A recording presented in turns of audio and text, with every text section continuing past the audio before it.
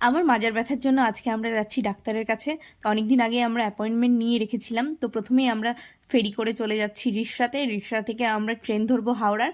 হাওড়া থেকে চলে যাব আবার একটা বাস ধরে জায়গাতে।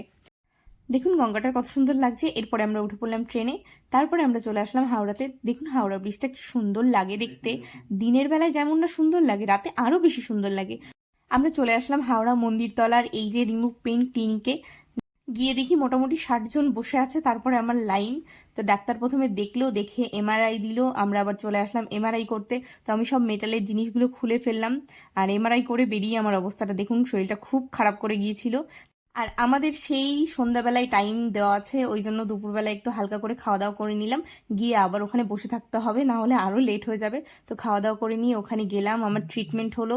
আগের থেকে একটু হলেও আমি পরিবর্তন বুঝতে পারছি। আবার নেক্সট একদিন পরে যেতে হবে। তো ভিডিওটা এখানেই শেষ করছি।